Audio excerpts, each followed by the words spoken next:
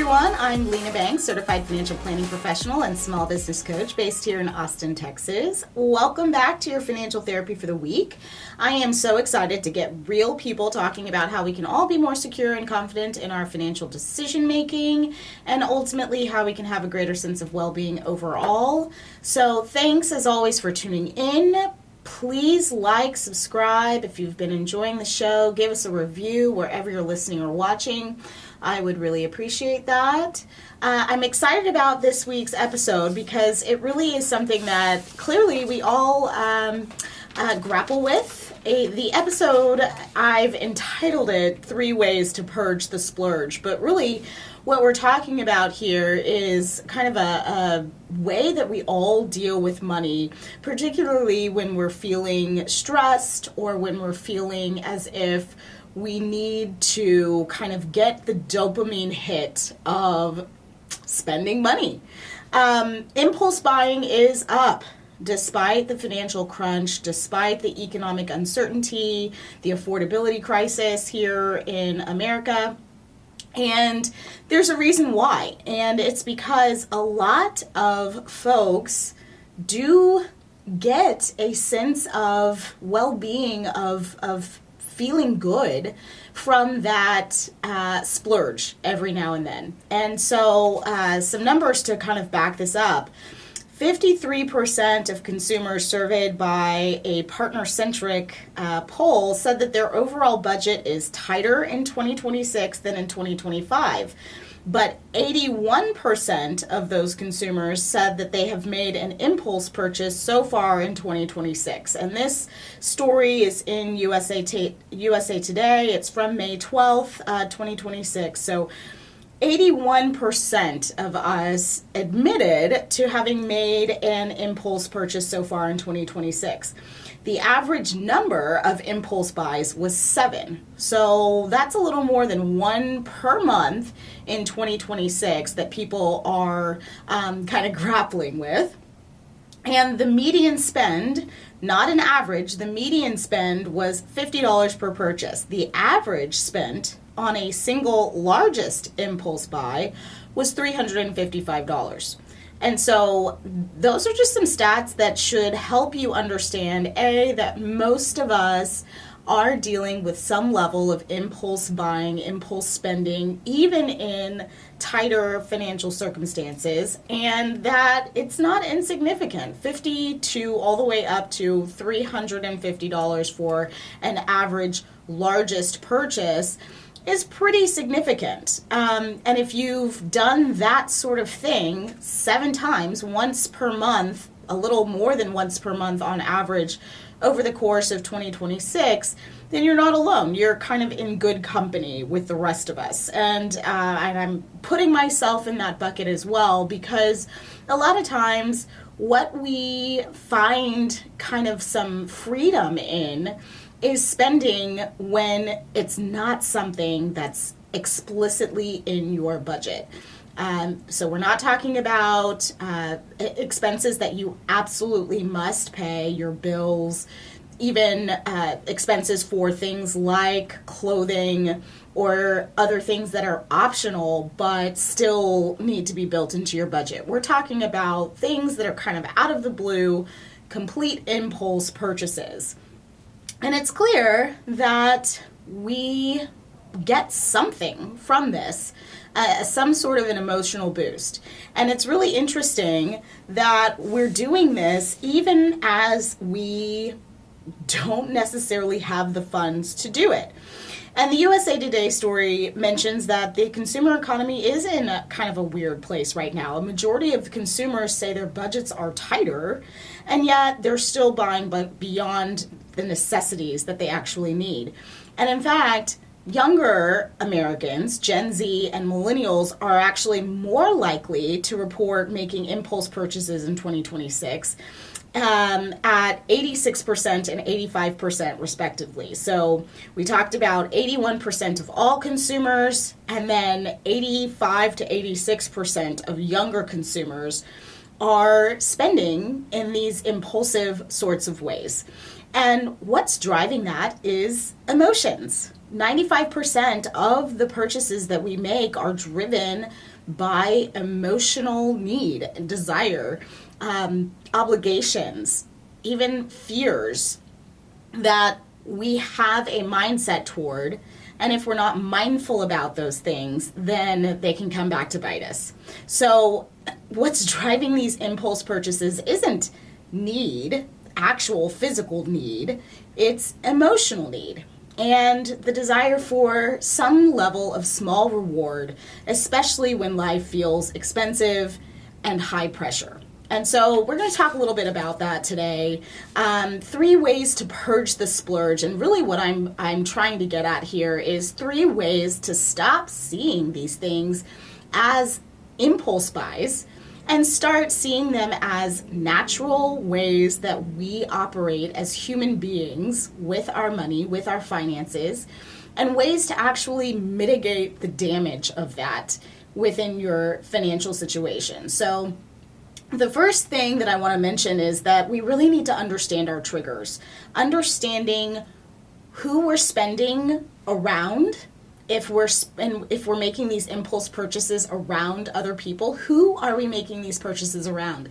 Is it because we feel obligated to do certain things? Is it because we fear being seen as not being able to keep up with others? Is it because we really do want to kind of show off or make ourselves known in certain ways? Who are we spending around? The second thing to ask yourself is, what are you spending on? What kinds of things are you most likely to splurge and purchase? Where are you spending these amounts? Is it just at the grocery store? Is it at a retail store? Is it online? It's very easy to impulse buy online. Put something in your cart and then the next thing you know, it's showing up at your door. And when are you doing these things? Are you shopping late at night? Are you shopping when you are impaired in other ways? Are you shopping when you're stressed out? When you're feeling as if you really need, again, that dopamine hit of some level of acquisition? And so these are questions that you want to be asking yourself so that you can understand what actually triggers you to spend in these sorts of ways. And then the next thing you want to ask is why? What is the impulse or motivation about? Is it obligation? Is it guilt? Is it boredom? Is it fatalism? I think for the millennials and for the Gen Z folks who might be doing this a little more often than others, some of that might be what has been termed doom shopping or doom splurging, where it's like, well, I'm never going to catch up anyway. I'm never going to get myself into a good financial position, so I might as well spend this money. I might as well do this thing. And, obviously that can be very dangerous, but if you're not being mindful about why you're actually doing it in the first place, that can lead to a huge downward spiral. And if you're spending these things on a credit card or something like that, that obviously puts it in a whole other level of potential damage to your financial future for that impulse purchase today. And so the third thing to think about when you're trying to understand your triggers is, how are you spending? Are these splurges beyond your ability to pay for them? As I mentioned, are you going into credit card debt? Are you having to borrow in order to make yourself whole or in order to pay these things off? That is obviously headed into some really unhealthy territory. And you also want to know how they affect your current financial, emotional, and physical health and well-being. So if you are spending these splurges and then immediately feeling guilty, immediately feeling shame, or even subsequently down the road you're feeling those feelings, that is actually probably not the best situation for you to put yourself in. And so how can you understand your triggers better, understand why you're doing these sorts of spending sprees? How are the splurges actually affecting your financial picture? And how do they affect your mental wellness in the process? If you spend but you're spending some sort of an amount, say you're buying an $8 ice cream cone. That is a very expensive ice cream cone, but it is something that could be an indulgence that gives you that feeling of, oh my God, that felt so good. I really indulged in this thing. And then you move on and you can afford to spend the $8 on an ice cream cone. If you are buying an $800 pair of shoes, that might be a different story for you. And so those are the questions that you need to be asking yourself. Does it actually fit in your financial picture to do this splurge, even if you didn't necessarily plan for it? Or is it more oh my gosh, now I've gotten myself into trouble and I'm going to have to fix it. I feel guilty about it. I feel shame. I want to shame myself. Someone else is going to shame me for not having stuck to my financial plan. So understand your triggers. The second thing is you want to outline your priorities and the opportunity cost of that splurge. So what are the financial goals that you're working towards that are not going to be met or not going to be worked toward because of this splurge? What are you giving up or costing yourself with the unintentional spending? And it's really interesting. There's a study that many of you guys have probably heard about. It's called the marshmallow experiment. And it's basically an impulse test. So kids are left in a room. The tester, the experimenter, the scientist, whoever's running the experiment, leaves a marshmallow for the child in the room and explains that should they not eat the marshmallow in the time that the tester is gone, that they'll get 2 marshmallows when they return. And that test of whether or not the child eats that first marshmallow before the tester can come back into the room and provide the second marshmallow for the patience and the self-control exhibited by the child, that mindset of holding on to what you've got and not consuming it in order to get twice as much in the future, that mindset is a real test of whether or not we can actually succeed financially in many different spaces. And if you are the type of person who loves that instant gratification and has not necessarily thought about the opportunity cost of, I'm going to eat this one marshmallow and I am going to give up my shot at that second marshmallow because I just want to have this right now today, you are more likely to be in a position where you are spending, impulse spending on many different things and maybe not setting yourself up for success in the future with your finances. So you want to outline your priorities and really think about the opportunity cost of some of this splurge spending. And sometimes that in and of itself is enough for you to hold tight to where you're at. If you're really working on saving a down payment for a home, then that $100 pair of shoes that you don't really need is going to feel less interesting to you or exciting to you. Or if you do spend on it, you will feel that sense of guilt or shame in not having put that toward your true priorities. So you start thinking about some of those things ahead of time, then it can stave off that impulsive spend for something today that you really could put that money towards something you genuinely want to prioritize for the future. And so if you think about what you're giving up, what you're costing yourself with unintentional spending, that can sometimes help stave off that spending itself. And then the third thing you want to think about when you are outlining your priorities and the opportunity cost for these splurges is what can you commit to say no to?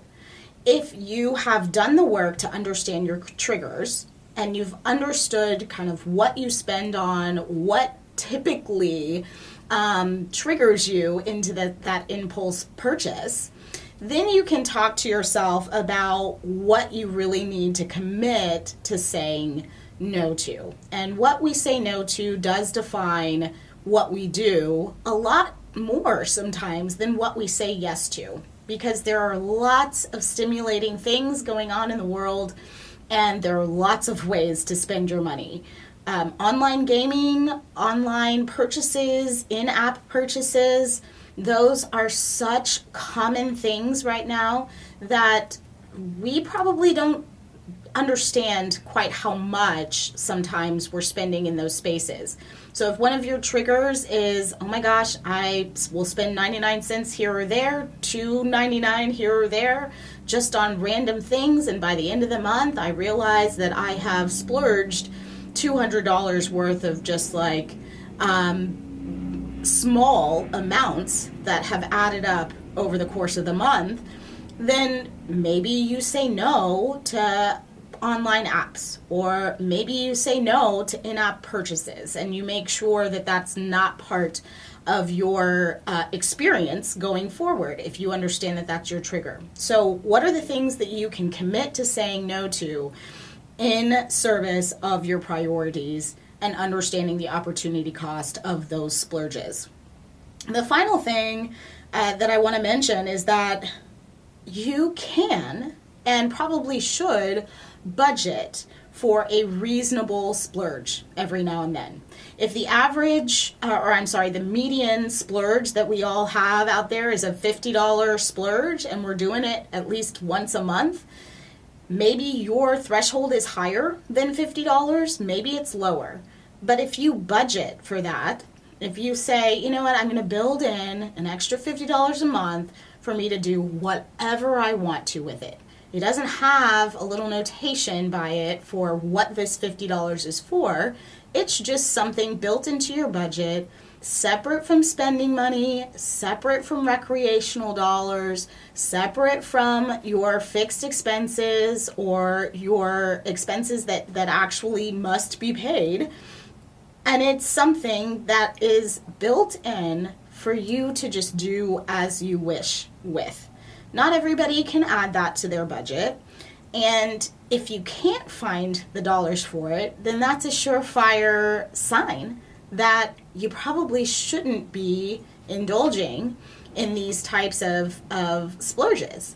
That instant gratification is actually harming you in the long term. And so I say a lot, budgets are boundaries, but they are meant to be flexible enough to provide you more clarity and more freedom in your financial life.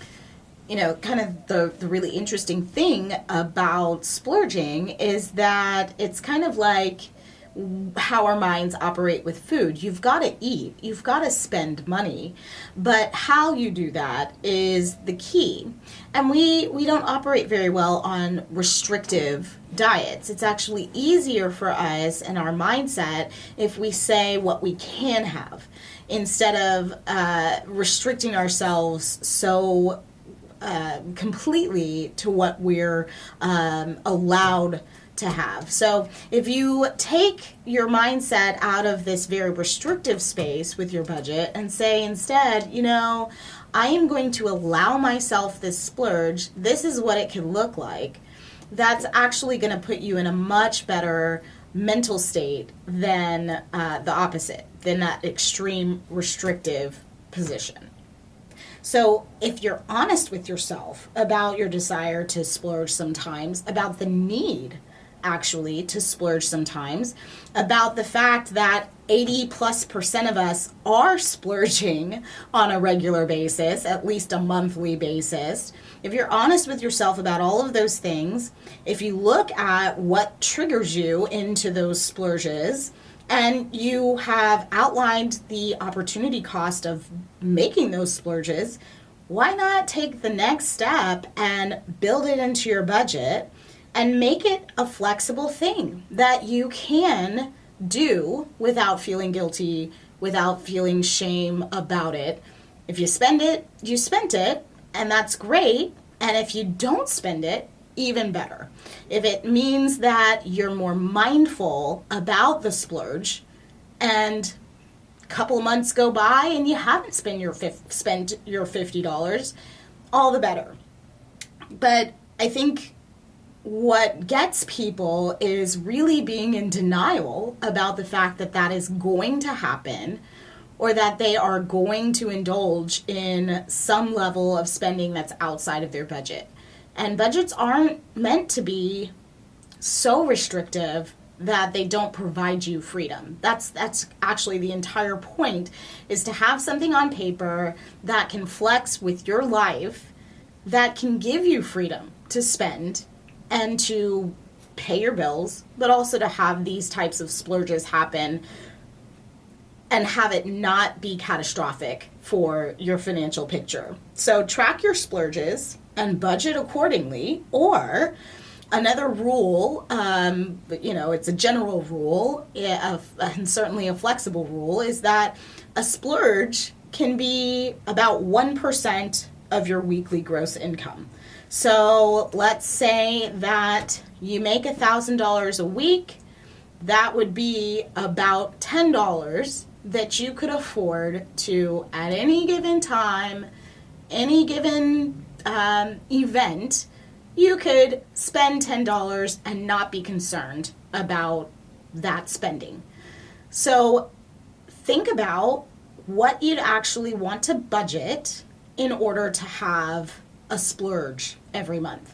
If it's $10 a week, that's $40 a month. So think about what you could actually build into your budget that sounds reasonable for you, that feels reasonable for you, and then allow yourself to make that happen. Because if you're doing it already anyway, and you're not necessarily recognizing what the triggers are for you doing it, that's not a great path. It really messes with our mental wellness and our mental health when we are not being mindful about how that goes down. But if we are being mindful, if we are saying, oh, you know what, I have a tendency to look at a pair of shoes and go, yep, that's for me. I have a tendency to want to go out to a nice restaurant and order an extra appetizer or two. That's how I like to live my life.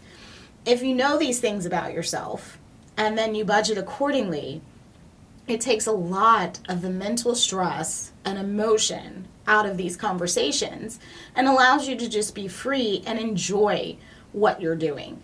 And if you take stock and understand, oh my gosh, I actually don't have the room to do anything extra like this, then that's another conversation that you can have with yourself. But it's important for us to be mindful about this stuff and to take the steps to purge the splurge, as it were. So the first thing, understand your triggers. Understand who, what, where, when, why, how you're spending, and what emotions are driving some of that spending. And then the second thing is to outline your priorities and the opportunity cost. Make sure that you understand what you're giving up in order to spend those dollars. And the third thing is budget for a reasonable splurge. If you know you're going to do it, if you know our median amount as Americans is around $50 a month, try and build it into your budget and work off of what's actually realistic instead of being in denial about what you're going to do. So those are my 3 tips to purge the splurge and to kind of get back to a little more financial wellness and mindfulness in our everyday spending. Even in tight times, we need sometimes that instant gratification. And so if we are planning for it, even though we're not planning for the specifics of it, if we're planning for the idea of it and letting ourselves be human, that is the best option for us financially going forward. You can't root out all of the emotion, but you can plan, as I said, to be human and to give yourself a little bit of grace.